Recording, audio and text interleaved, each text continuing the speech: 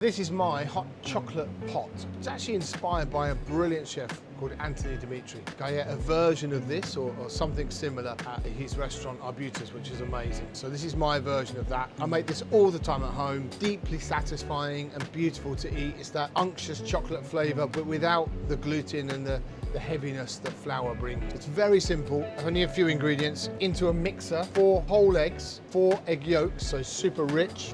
Into that goes 200 grams of sugar, and then we're gonna put the mixer on, bring that up to what's called a sabayon. So that's a really aerated version of all those eggs. If I whisk it at full speed, I create lots and lots of quick, big bubbles that all collapse really quickly.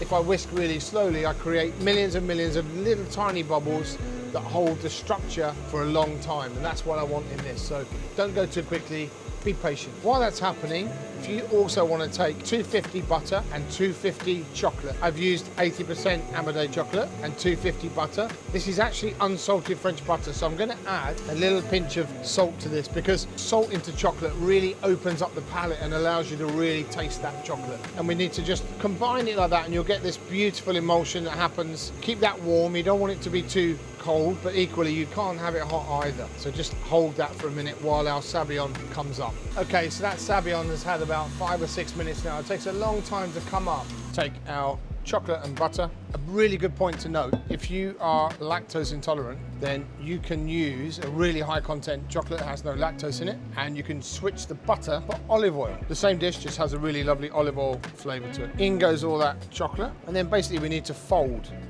When you're folding, you basically want to go underneath and then back over the top again, underneath, back over the top. It takes time, you know, you need to keep going at it. If you were to just stick a whisk in this and whisk it all, you would actually, believe it or not, knock out all the aeration, all the bubbles, and we want to try and keep that. So just keep going. It will become slightly darker as the chocolate begins to amalgamate into the sabayon. You can add flavours to this or whatever you feel like, but I just like the rich indulgent chocolate. Sometimes you just need a little sweet indulgent rather than eating just raw chocolate. Actually quite nice to eat a little pudding. I think this is one of the first recipes I created for the book, which I wrote years and years ago, and it was just about creating a really simple chocolate dessert that we could always make and everyone could do. This was on the menu at Trinity for years with a mint chocolate chip ice cream.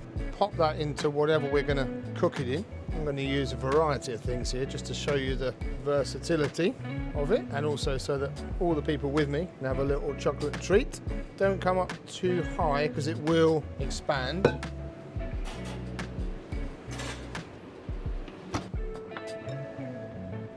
That's it. Nice hot dish.